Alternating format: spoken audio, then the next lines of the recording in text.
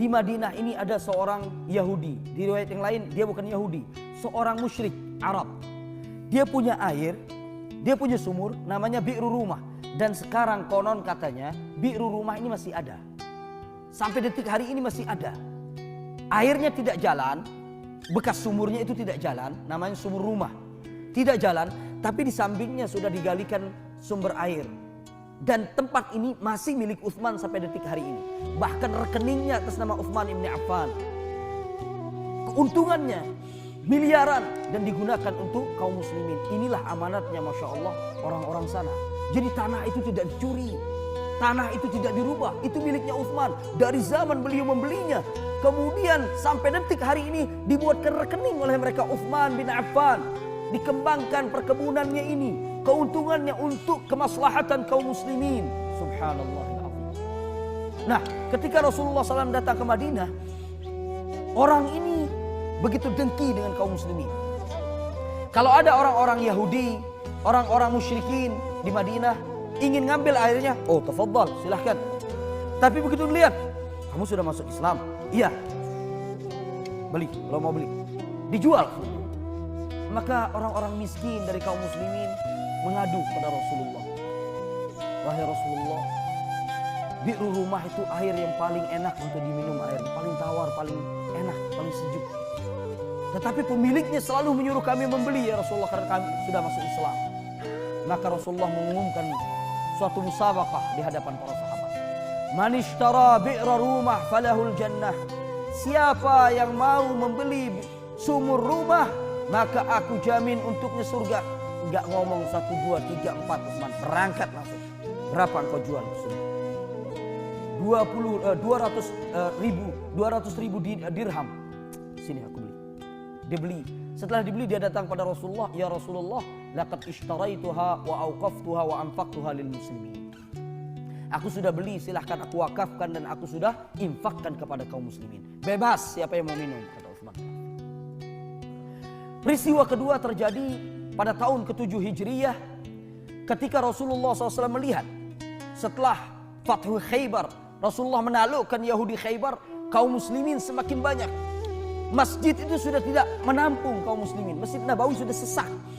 Maka Nabi SAW melihat kalau seandainya diperluas ke tanah sebelahnya, dan tanah sebelahnya itu milik seseorang, maka Nabi SAW di antara ajaran beliau nggak mau orang itu datang kemudian mengatakan, Rasulullah, aku hibahkan tanah ini untuk engkau buat masjid.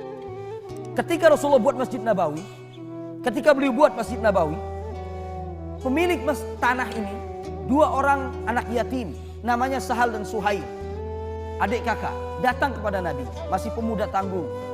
Beliau berdua mengatakan, ya Rasulullah, nahibuha lak litaj'ala 'alaiha masjidan. Ya Rasulullah, kami berikan sebagai hibah tanah ini agar engkau bangun masjid di atasnya, kata Rasulullah.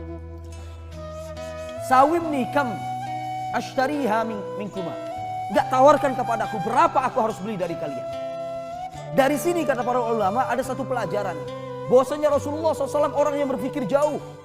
Tidak begitu datang orang ngasih tanah, Masya Allah khair, jazakallahu khairan. Begitu dia meninggal, cucunya nanti nuntut, klaim masjid. Direbut kembali masjid. Apa jadinya Masjid Nabawi direbut? Rasulullah berpikir jauh, enggak. Dia akan beli, dia akan bebaskan tanah ini, dia harus bayar supaya tidak ada orang yang klaim masjid ini sampai hari kiamat. Subhanallah. Tetapi ketika perluasan, Nabi SAW mengumumkan kepada para sahabatnya. Karena beliau tahu bagaimana keikhlasan para sahabat di dalam memperjuangkan Islam. Ini berbeda. Maka Nabi SAW mengatakan, Man ishtara buq'at ali fulan nuziduha fil masjid falahul jannah. Siapa yang mau membeli tanah keluarga fulan yang ada di sebelah masjid dan dia berikan untuk perluasan masjid, aku jamin untuknya surga. Kata Utsman, langsung keluar Utsman bin Affan, nanya pemiliknya, berapa engkau jual?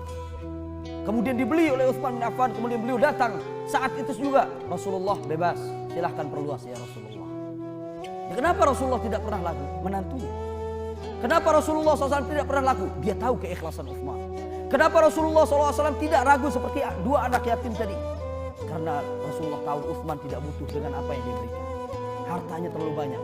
Dan dia jadikan itu sebagai modal dia untuk timbangannya di hari kiamat. Karena itu Rasulullah SAW begitu bergembira menerima apa yang dilakukan oleh Utsman. 3 kali Utsman mendapatkan surga dari janji Rasulullah. Kemudian datang sebagian manusia sekarang mencaci maki Utsman. La ilaha illallah. Mengatakan Utsman seorang pemimpin yang zalim. Orang yang pertama kali di dalam sejarah Islam yang mencetuskan apa? KKN, korupsi, nepotisme. Kalau kita baca di buku-buku sejarah sekarang yang tersebar di Indonesia, wal'iyadzubillah, di antara penyebab kenapa manusia memberontak kepada Utsman, mengepung rumah Utsman, dan kemudian beliau dibunuh dengan cara yang tidak benar. Kita bisa membayangkan ada seorang muslim rela menusuk Utsman 12 tusukan di dadanya. Dan dia mengatakan 11 untuk Allah, karena engkau pemimpin yang tidak adil wahai Utsman, dan 1 untuk sakit hati yang aku miliki kepadamu. Padahal Rasulullah SAW sudah menyatakan 3 kali Utsman merebut surga ini dengan hartanya, dengan infaknya, dengan keikhlasan dirinya di dalam memperjuangkan agama Allah.